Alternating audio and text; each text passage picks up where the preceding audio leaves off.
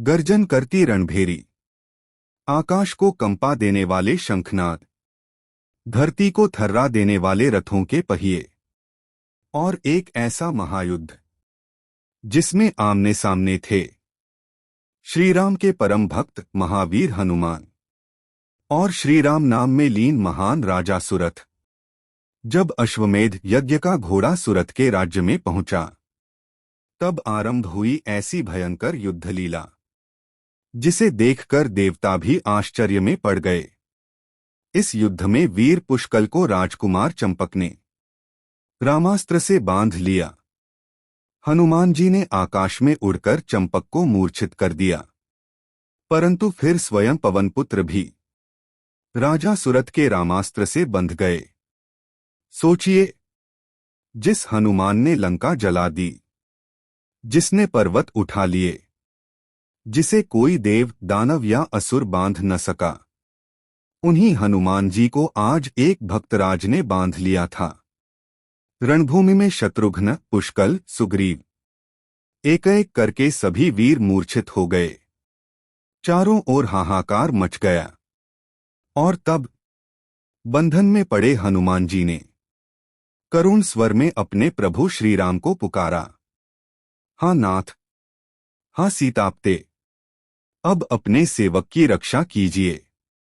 क्या भगवान श्रीराम अपने भक्त की पुकार सुनेंगे? क्या सुरथ का अद्भुत पराक्रम संपूर्ण रघुवंश को चुनौती दे देगा? क्या हनुमान जी इस बंधन से मुक्त हो पाएंगे? आज के इस दिव्य और रोमांचकारी अध्याय में हम देखेंगे भक्ति और वीरता का अद्भुत संगम, राम भक्तों का महायुद्ध और भगवान श्रीराम की करुणामयी लीला। तो आइए श्रद्धा और भक्ति के साथ प्रवेश करते हैं पद्म पुराण के इस अद्भुत अध्याय में। युद्ध में चंपक के द्वारा पुष्कल का बांधा जाना, हनुमान जी का चंपक को मूर्छित करके पुष्कल को छुड़ाना तथा श्रीराम के आगमन से सबका उद्धार। श्रीरामचंद्राय नमः। शेष जी कहते हैं, हजटभद के मुख से सुरथ का संदेश सुनकर युद्ध की कला में निपुणता रखने वाले समस्त योद्धा संग्राम के लिए तैयार हो गए। सभी वीर उत्साह से भरे थे, सबके सब रणकर्म में कुशल थे। वे नाना प्रकार के स्वरों में ऐसी गर्जनाएं करते थे जिन्हें सुनकर कायरों को भय होता था। इसी समय राजा सुरथ अपने पुत्रों और सैनिकों के साथ युद्ध क्षेत्र में आए। जैसे समुद्र प्रलयकाल में पृथ्वी को जल से आप्लावित कर देता है, उसी प्रकार वे हाथी, रेत, घोड़े और पैदल योद्धाओं को साथ ले सारी पृथ्वी को आच्छादित करते हुए दिखाई दिए। उनकी सेना में शद्गनाद और विजयगर्जना का कोलाहल छा रहा था। इस प्रकार राजा सुरथ को युद्ध के लिए उद्यत देख शत्रुघ्न सुमति से कहा, महामते, ये राजा अपनी विशाल सेना से घिरकर आ पहुंचे, अब हम लोगों का जो कर्तव्य हो उसे बताओ। सुमति ने कहा, अब यहाँ सब प्रकार के अखनशस्त्रों का ज्ञान रखने वाले पुष्कक आदि युद्ध विशारद वीरों को अधिक संख्या में उपस्थित होकर शत्रुओं से लोहा लेना चाहिए। वायुनंदन हनुमान जी महान शौर्य से संपन्न हैं, आथ ये ही राजा सुरथन के साथ युद्ध करें। शेष जी कहते हैं, प्रधानमंत्री सुमति इस प्रकार की बातें बता ही रहे थे कि सुरथ के उद्धत राजकुमार रणभूमि में पहुंचकर अपनी धनुष की टटड्डार करने लगे। उन्हें देखकर पुष्कल आदि महाबली योद्धा धनुष लिए अपने अपने रथों पर बैठकर आगे बढ़े। उत्तम अस्त्रों के ज्ञाता वीर पुष्कल चंपक के साथ भिड़ गए और महावीर जी से सुरक्षित होकर द्वैरथ युद्ध की रीति से लड़ने लगे। जनक कुमार लक्ष्मीनिधि ने कुशध्वज को साथ लेकर मोहक का सामना किया।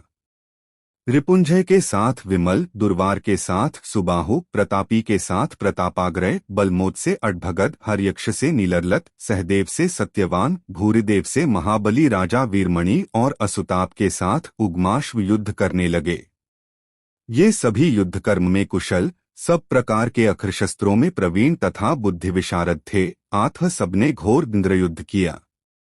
वात्स्यायन जी, इस प्रकार घमासान युद्ध छिड़ जाने पर सुरथ के पुत्रों द्वारा शत्रुघ्न की सेना का भारी सहार हुआ। युद्ध आरंभ होने के पहले पुष्कल ने चंपक से कहा, राजकुमार, तुम्हारा क्या नाम है? तुम धन्य हो जो मेरे साथ युद्ध करने के लिए आ पहुंचे। चंपक ने कहा, वीरवर, यहाँ नाम और कुल से युद्ध नहीं होगा, तथापि मैं तुम्हें अपने नाम और बल का परिचय देता हूँ। श्री रघुनाथ जी ही मेरी माता तथा वे ही मेरे पिता हैं। श्रीराम ही मेरे बंधु और श्रीराम ही मेरे स्वजन हैं। मेरा नाम रामदास है। मैं सदा श्री रामचंद्र जी की ही सेवा में रहता हूँ। भक्तों पर कृपा करने वाले श्री रामचंद्र जी ही मुझे इस युद्ध से पार लगाएंगे। अब लौकिक दृष्टि से अपना परिचय देता हूँ। मैं राजा सुरथ का पुत्र हूँ। मेरी माता का नाम वीरवती है। अपने नाम का उच्चारण निषिद्ध है, इसलिए मैं उसे सड्डेत से बता रहा हूँ। मेरे नाम का एक वृक्ष होता है जो वसंत ऋतु में खिलकर अपने आसपास के सभी प्रदेशों को शोभा संपन्न बना देता है। यद्यपि उसका पुष्प रस का भंडार होता है, तथापि मधु से मोहित भ्रमर उसका परित्याग कर देते हैं, उससे दूर ही रहते हैं। वह फूल जिस नाम से पुकारा जाता है, उसे ही मेरा भी मनोहर नाम समझो। अच्छा, अब तुम इस संग्राम में अपने बाणों द्वारा युद्ध करो। मुझे कोई भी जीत नहीं सकता। मैं अभी अपना अद्भुत पराक्रम दिखाता हूँ। चंपक की बात सुनकर पुष्कल का चित्त स्तुष्ट हो गया। अब वे उसके ऊपर करोड़ों बाणों की वर्षा करने लगे। तब चंपक ने भी कुपित होकर अपने धनुष पर प्रतिज्ञा चढ़ाई और शत्रु समुदाय को विदीर्ण करने वाले तीखे बाणों को छोड़ना आरंभ किया। किंतु महावीर पुष्कल ने उसके उन बाणों को काट डाला। यह देख चंपक ने पुष्कल की छाती में प्रहार करने के लिए 100 बाणों का संधान किया, किंतु पुष्कल ने तुरंत ही उनके भी टुकड़े टुकड़े कर डाले तथा अत्यंत कोप में भरकर बाणों की बौछार आरंभ कर दी। बाणों की वह वर्षा अपने ऊपर आती देख चंपक ने साधु साधु कहकर पुष्कल की प्रशंसा करते हुए उन्हें अच्छी तरह घायल किया। पुष्कल सब शास्त्रों के ज्ञाता थे। उन्होंने चंपक को महापराक्रमी जानकर अपने धनुष पर ब्रह्मास्त्र का प्रयोग किया। उधर चंपक भी कुछ कम नहीं था। उसने भी सब प्रकार के अग्निशस्त्रों की विद्वत्ता प्राप्त की थी। पुष्कल के छोड़े हुए अख्र को देखकर उसे शांत करने के लिए उसने भी ब्रह्मास्त्र का ही प्रयोग किया। दोनों अस्त्रों के तेज जब एकत्रित हुए तो लोगों ने समझा अब प्रलय हो जाएगा। किंतु जब हाथरू का अख्र अपने अख से मिलकर एक हो गया तो चंपक ने पुनः उसे शांत कर दिया। चंपक का वह अद्भुत कर्म देखकर पुष्कल ने खड़ा रह कहते हुए उस पर असंख्य बाणों का प्रहार किया। किंतु महामना चंपक ने पुष्कल के छोड़े हुए बाणों की परवाह न करके उनके प्रति भयंकर बाण रामास्त्र का प्रयोग किया। पुष्कल उसे काटने का विचार कर रहे थे कि उस बाण ने आकर उन्हें बांध लिया। इस प्रकार वीरवर चंपक ने पुष्कल को बांधकर अपने रथ पर बिठा लिया। उनके बांधे जाने पर सेना में महान हाहाकार मचा। समस्त योद्धा भागकर शन्नुन के पास चले गए। उन्हें भागते देख शररूप ने हनुमान जी से पूछा, मेरी सेना तो बहुतेरे वीरों से अलडूत है, फिर किस वीर ने उसे भगाया है? तब हनुमान जी ने कहा, राजन, शत्रुवीरों का दमन करने वाला वीरवर चंपक पुष्कल को बांधकर लिए जा रहा है। उनकी ऐसी बात सुनकर शत्रुघ्न क्रोध में जल उठे और पवन कुमार से बोले, आप शीघ्र ही पुष्कक को राजकुमार के बंधन से छुड़ाइए। यह सुनकर हनुमान जी ने कहा, बहुत अच्छा। फिर वे पुष्कल को चंपक की कैद से मुक्त करने के लिए चल दिए। हनुमान जी को उन्हें छुड़ाने के लिए आते देख चंपक को बड़ा क्रोध हुआ और उसने उनके ऊपर सैकड़ों हजारों बाणों का प्रहार किया, परंतु उन्होंने शत्रु के छोड़े हुए समस्त सहायकों को चूर्ण कर डाला और एक शाल हाथ में लेकर राजकुमार पर दे मारा। चंपक भी बड़ा बलवान था। उसने हनुमान जी के चलाए हुए शाल को तिलतिरु करके काट डाला। तब हनुमान जी ने उसके ऊपर बहुत सी शिलाएं फेंकी, परंतु उन सबको भी उसने क्षण भर में चूर्ण कर दिया। यह देख हनुमान जी के हृदय में बहुत क्रोध हुआ। वे यह सोचकर कि यह राजकुमार बहुत पराक्रमी है, उसके पास आए और उसे हाथ से पकड़कर आकाशा में उड़ गए। अब चंपक आकाश में ही खड़ा होकर हनुमान जी से युद्ध करने लगा। उसने बाह्युद्ध करके कपिकश्रेष्ठ हनुमानु जी को बहुत चोट पहुंचाई। उसका बल देखकर हनुमान जी ने हंसते हंसते पुनः उसका एक पैर पकड़ लिया और उसे 100 बार घुमाकर हाथी के हौदे पर पटक दिया। वहां से धरती पर गिरकर वह बलवान राजकुमार मूर्छित हो गया। उस समय चंपक के अनुगामी सैनिक हाहाकार करके चीख उठे और हनुमान जी ने चंपक के पाश में बांधे हुए पुष्कल को छुड़ा लिया। चंपक को पृथ्वी पर पड़ा देख बलवान राजा सुरथ पुत्र के दुहक से व्याकुल हो उठे और रथ पर सवार हो हनुमानु जी के पास गए। वहां पहुंचकर उन्होंने कहा, कपिश्रेष्ठ, तुम धन्य हो। तुम्हारा बल और पराक्रम महान है, जिसके द्वारा राक्षसों की पूरी लज्जा में तुमने श्री रघुनाथ जी के बड़े बड़े कार्य सिद्ध किए हैं। निःसंदेह तुम श्री रामचंद्र जी के चरणों के सेवक और भक्त हो। तुम्हारी वीरता के लिए क्या कहना है। तुमने मेरे बलवान पुत्र चंपक को रणभूमि में गिरा दिया है। कपीश्वर, अब तुम सावधान हो जाओ। मैं इस समय तुम्हें बांधकर अपने नगर में ले जाऊंगा। मैंने बिल्कुल सत्य कहा है। हनुमान जी ने कहा, राजन, तुम श्री रघुनाथ जी के चरणों का चिंतन करने वाले हो और मैं भी उन्हीं का सेवक हूँ। यदि मुझे बांध लोगे तो मेरे प्रभु बलपूर्वक तुम्हारे हाथ से छुटकारा दिलाएंगे। वीर, तुम्हारे मन में जो बात है उसे पूर्ण करो।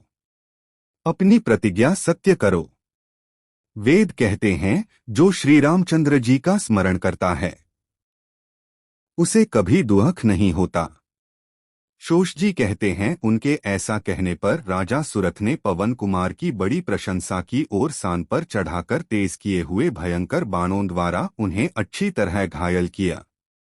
वे बाण हनुमान जी के शरीर से रक्त निकाल रहे थे तो भी उन्होंने उनकी परवाह न की और राजा के धनुष को अपने दोनों हाथों से पकड़कर तोड़ डाला। हनुमान जी के द्वारा अपने धनुष को प्रत्यजासहित टूटा हुआ देख राजा ने दूसरा धनुष हाथ में लिया, किंतु पवन कुमार ने उसे भी छीनकर क्रोधपूर्वक तोड़ डाला। इस प्रकार उन्होंने राजा के 80 धनुष खंडित कर दिए तथा क्षण क्षण पर महान रोष में भरकर वे बारंबार गर्जना करते थे। तब राजा के क्रोध की सीमा न रही। उन्होंने भयंकर शक्ति हाथ में ली।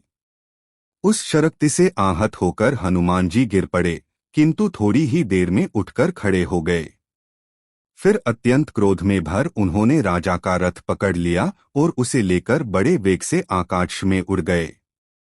ऊपर जाकर बहुत दूर से उन्होंने रथ को छोड़ दिया और वह रथ धरती पर गिरकर क्षण भर में चकनाचूर हो गया। राजा दूसरे रथ पर जा चढ़े और बड़े वेग से हनुमान जी का सामना करने के लिए आए, किंतु क्रोध में भरे हुए पवन कुमार ने तुरंत ही उस रथ को भी चौपट कर डाला। इस प्रकार उन्होंने राजा के 49 रथ नष्ट कर दिए। उनका यह पराक्रम देखकर राजा के सैनिकों तथा स्वयं राजा को भी बड़ा विस्मय हुआ। वे कुपित होकर बोले, वायुनंदन, तुम धन्य हो। कोई भी पराक्रमी ऐसा कर्म न तो कर सकता है और न करेगा। अब तुम एक क्षण के लिए ठहर जाओ, जब तक कि मैं अपने धनुष पर प्रतिज्ञा चढ़ा रहा हूँ। तुम वायु देवता के सुपुत्र श्री रघुनाथ जी के चरण कमलों के चंदरीक हो, आथ मेरी बात मान लो। ऐसा कहकर रोष में भरे हुए राजा सुरथ ने अपने धनुष पर प्रतिज्ञा चढ़ाई और भयदूर बाण में पाशुपत अखर का संधान किया। लोगों ने देखा हनुमान जी पाशुपत अस्त्र से बांध गए, किंतु दूसरे ही क्षण उन्होंने मन ही मन भगवान श्री राम का स्मरण करके उस बंधन को तोड़ डाला और सहसा मुक्त होकर वे राजा से युद्ध करने लगे। सुरथ ने जब उन्हें बंधन से मुक्त देखा तो महाबलवान मानकर ब्रह्मास्त्र का प्रयोग किया, परंतु महावीर पवन कुमार उस अखर को हंसते हंसते निगल गए। यह देख राजा ने श्री रघुनाथ जी का स्मरण किया।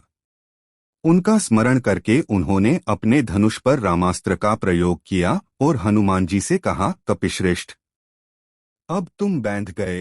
हनुमान जी बोले, राजन, क्या करूं, तुमने मेरे स्वामी के अख से ही मुझे बांधा है, किसी दूसरे प्राकृत अख से नहीं। आथ मैं उसका आदर करता हूं। अब तुम मुझे अपने नगर में ले चलो, मेरे प्रभु दया के सागर हैं, वे स्वयं ही आकर मुझे छुड़ाएंगे। वे हनुमान जी के बांधे जाने पर पुष्कल कुपित हो राजा के सामने आए। उन्हें आते देख राजा ने 8 बाणों से बीध डाला। यह देख बलवान पुष्कल ने राजा पर कई हजार बाणों का प्रहार किया। दोनों एक दूसरे पर मंत्रपाठ पूर्वक दिव्यास्त्रों का प्रयोग करते और दोनों ही शांत करने वाले अस्त्रों का प्रयोग करके एक दूसरे के चलाए हुए अस्त्रों का निवारण करते थे। इस प्रकार उन दोनों में बड़ा घमासान युद्ध हुआ, जो वीरों के रोंगटे खड़े कर देने वाला था। तब राजा को बड़ा क्रोध हुआ और उन्होंने एक नाराज का प्रयोग किया। पुष्कल उसको काटना ही चाहते थे कि वह नाराज उनकी छाती में आ लगा। वे महान तेजस्वी थे, तो भी उसका आघात न सह सके, उन्हें मूर्छा आ गई। पुष्कल के गिर जाने पर शत्रुओं को ताप देने वाले शनुन को बड़ा क्रोध हुआ। वे रथ पर बैठकर राजा सुरथ के पास गए और उनसे कहने लगे, राजन, तुमने यह बड़ा भारी पराक्रम कर दिखाया, जो पवन कुमार हनुमान जी को बांध लिया। अभी ठहरो, मेरे वीरों को रणभूमि में गिराकर तुम कहाँ जा रहे हो? अब मेरे सायकों की मार सहन करो। शत्रुघ्न का यह वीरोचित भाषण सुनकर बलवान राजा सुरथ मन ही मन श्री रामचंद्र जी के मनोहर चरणकमलों का चिंतन करते हुए बोले, वीरवर, मैंने तुम्हारे पक्ष के प्रधान वीर हनुमान आदि को रण में गिरा दिया, अब तुम्हें भी सम्राट रण में सुलाऊंगा।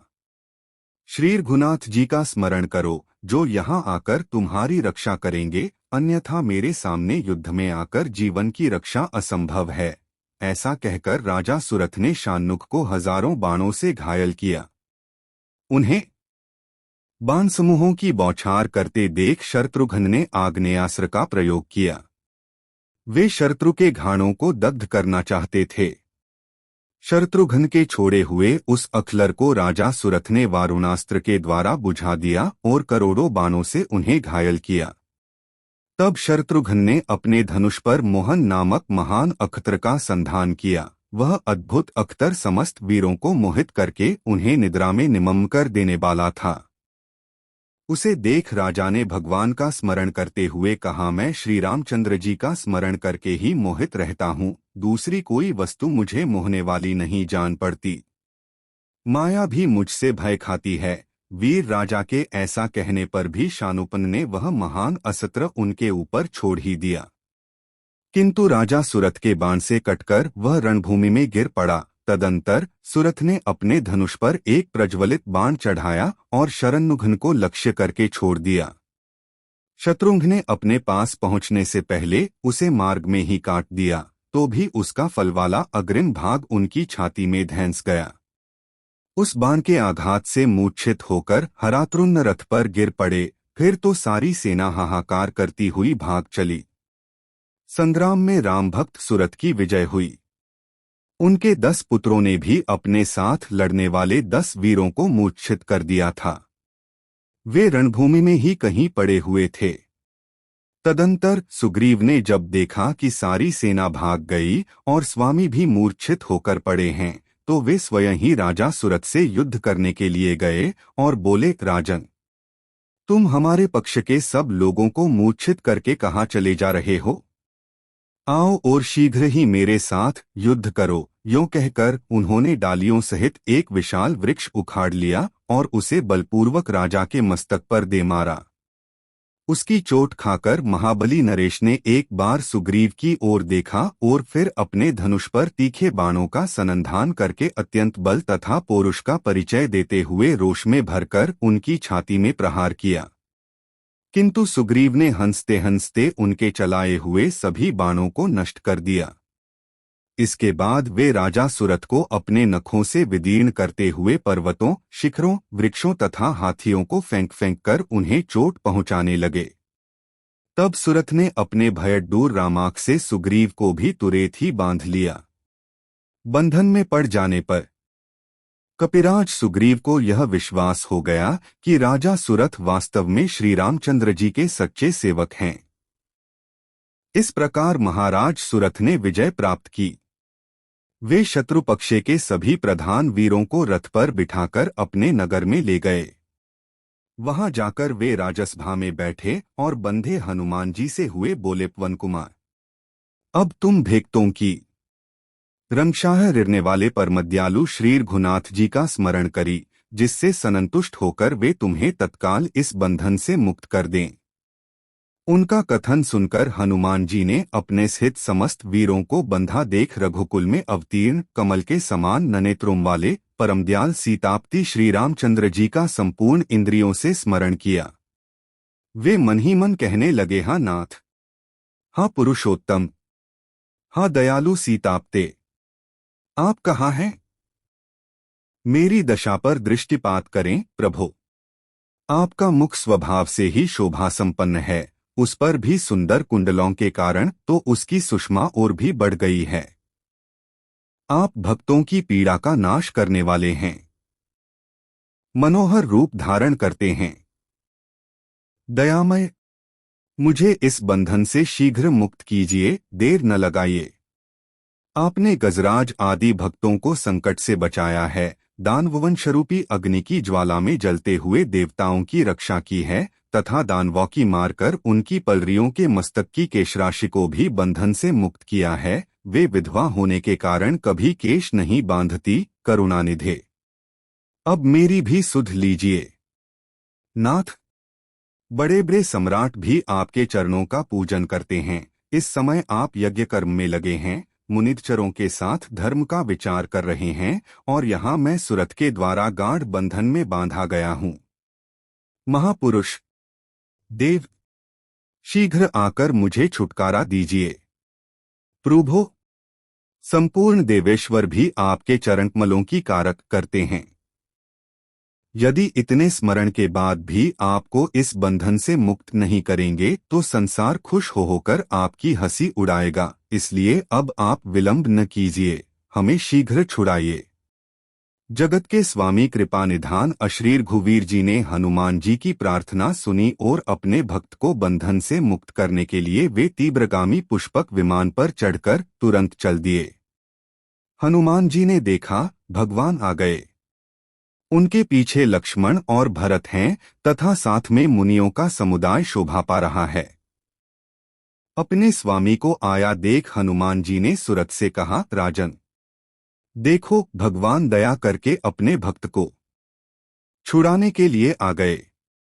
पूर्व काल में जिस प्रकार इन्होंने स्मरण करने मात्र से पहुंचकर अनेक भक्तों को संकट से मुक्त किया है, उसी प्रकार आज बंधन में पड़े हुए मुझको भी छुड़ाने के लिए मेरे प्रभु आ पहुँचे। श्री रामचंद्र जी एक ही क्षण में यहाँ आ पहुँचे। यह देखकर राजा सुरथ प्रेममग्न हो गए और उन्होंने भगवान को सैकड़ों बार प्रणाम किया। श्री राम ने भी चतुर्भुज रूप धारण कर अपने भक्त सुरथ को भुजाओं में कसकर छाती से लगा लिया और आनंद के आंसुओं से उनका मस्तक भिगोते हुए कहा, राजन, तुम धन्य हो। आज तुमने बड़ा भारी पराक्रम कर दिखाया। पर आज हनुमान सबसे बढ़कर बलवान हैं, किंतु इनको भी तुमने बांध लिया। यह कहकर श्री रघुनाथ जी ने वानरश्रेष्ठ हनुमान को बंधन से मुक्त किया तथा जितने योद्धा मूर्छित पड़े थे उन सब पर अपनी दयादृष्टि डालकर उन्हें जीवित कर दिया। असुरों का विनाश करने वाले श्री राम की दृष्टि पड़ते ही वे सब मूर्छा त्याग कर उठ खड़े हुए और मनोहर रूपधारी श्री रघुनाथ जी की झांकी करके उनके चरणों में पड़ गए।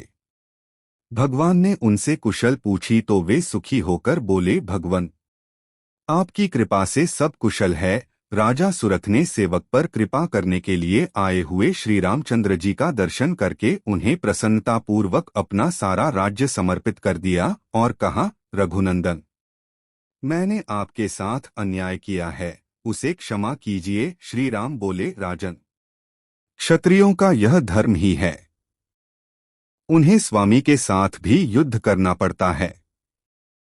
तुमने संग्राम में समस्त वीरों को संतुष्ट करके बड़ा उत्तम कार्य किया।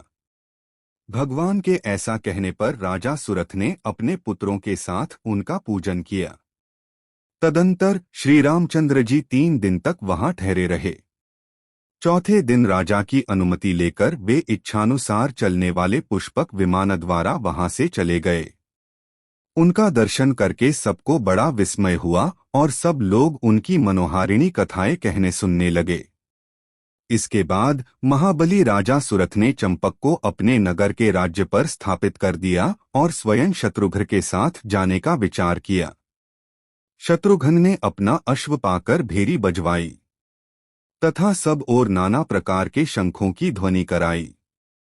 तत्पश्चात उन्होंने यज्ञ संबंधी अश्व को आगे जाने के लिए छोड़ा और स्वयं राजा सुरथ के साथ अनेकों देशों में भ्रमण करते रहे, किंतु कहीं किसी भी बलवान ने घोड़े को नहीं पकड़ा।